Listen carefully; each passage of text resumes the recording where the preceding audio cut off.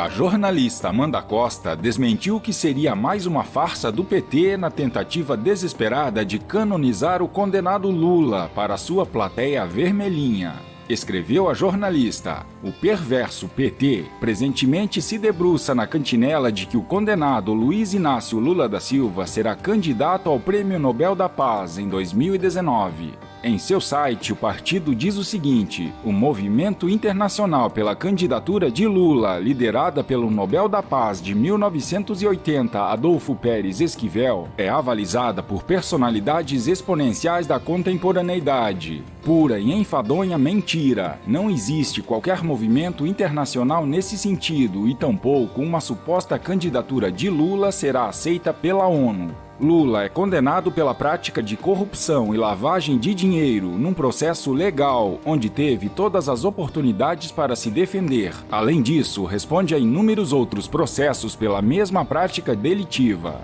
Logo, com essas credenciais, jamais conseguirá sequer formalizar a sua candidatura. Entretanto, o PT sempre irá precisar de uma bandeira para carregar. Essa é a da vez.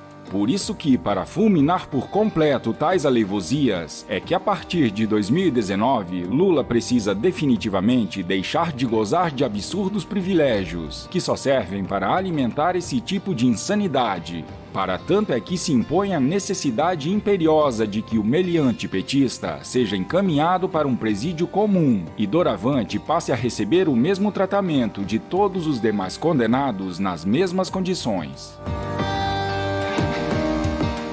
Um fato curioso chamou a atenção de internautas: o convite do Mink para o seu próprio velório. O Ministério da Cultura entrou na onda da hashtag Vem Pra Posse, que convida para a cerimônia de nomeação do presidente eleito Jair Bolsonaro no dia 1º de janeiro em Brasília. O que os internautas estão achando curioso é o fato de que, num novo governo, o Mink será uma das pastas que serão incorporadas por outras. Ou seja, é basicamente um convite para o próprio velório. Outras pastas que terão o mesmo fim, como esportes e trabalho, não entraram na divulgação. Os Estados Unidos, através da Casa Branca, saudou Bolsonaro por defender a soberania brasileira. O Departamento de Estado norte-americano divulgou um comunicado sobre a vinda do chanceler americano Mike Pompeo para a posse de Bolsonaro no dia 1º de janeiro. Nós aplaudimos o presidente eleito Jair Bolsonaro por defender a soberania brasileira diante das práticas comerciais e de crédito predatórias chinesas, disse um trecho do texto. O comunicado também diz que os Estados Unidos vão trabalhar com o Brasil para apoiar os povos de Venezuela, Cuba e Nicarágua, que estão lutando para viver em liberdade contra regimes repressivos. Nós exaltamos o compromisso do presidente eleito Bolsonaro de se opor a tiranos. Além de assistir à posse de Bolsonaro, o chanceler americano Mike Pompeo vai se reunir com o presidente eleito e o futuro chanceler do Brasil, Ernesto Araújo.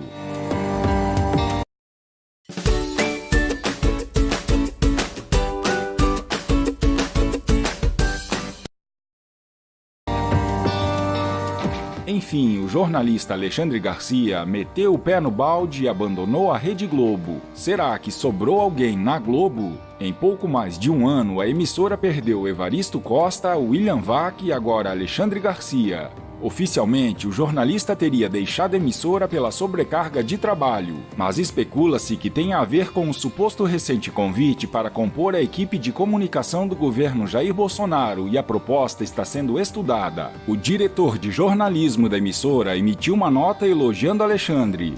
Depois de quase 31 anos de trabalho aqui na Globo, Alexandre decidiu deixar a emissora para amenizar um pouco o seu ritmo frenético de trabalho. Ele deixa um legado de realizações que ajudaram a Globo a construir sua sólida credibilidade. Foi a sequência de uma vida profissional que poucos podem ostentar. Desde 1993, Alexandre Garcia é comentarista de política na emissora. Tempos atrás, ele chegou a elogiar Bolsonaro durante um comentário nas redes sociais, teoricamente descumprindo os princípios editoriais da emissora. Em meus quase 80 anos de Brasil, nunca vi nada igual. Se trata de uma revolução de ideias, tal a força de que surgiu o cansaço de sermos enganados. Publicou Alexandre em referência a Jair Bolsonaro. Fora isso, Alexandre Garcia seguirá com seus comentários políticos nas redes sociais, sendo reproduzidos em centenas de rádios e jornais espalhados pelo Brasil. O fato é que Alexandre Garcia incomodava e muito dentro da emissora, pois fala o que pensa, e o que pensa é o oposto do que a emissora teima em empurrar goela abaixo de seus, cada vez mais escassos, telespectadores.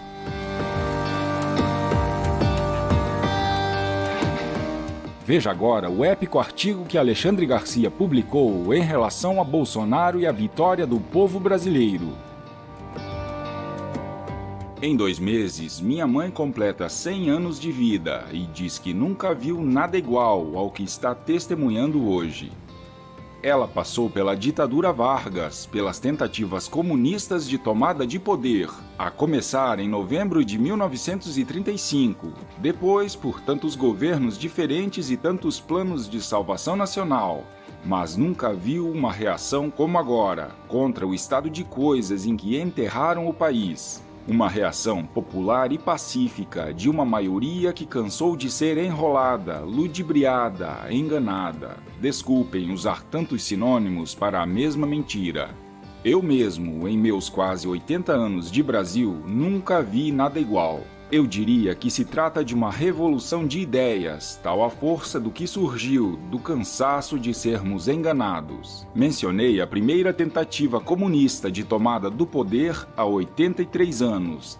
Naquele 1935, houve reação pelas armas. Nas outras tentativas, no início dos anos 60, a reação veio das ruas, que atraiu as armas dos quartéis. A última veio pelo voto, na mesma linguagem desarmada com que começou a sutil tentativa tucana para desaguar nos anos petistas, já com a tomada das escolas, dos meios de informação, da cultura, com aquela conversa que todos conhecemos.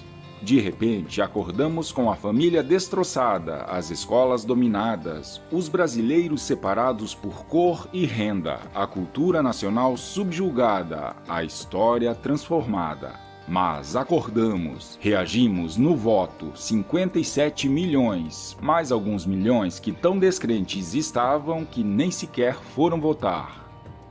O candidato havia sido esfaqueado para morrer, nem fez campanha, não tinha horário de TV, nem dinheiro para marqueteiro, mas ficou à frente do outro em 10 milhões de votos. Ainda não se recuperou da facada, precisa de mais uma cirurgia delicada, mas representou a reação da maioria que não quer aquelas ideias que fracassaram no mundo inteiro, que mataram milhões para se impor e ainda assim não se impuseram.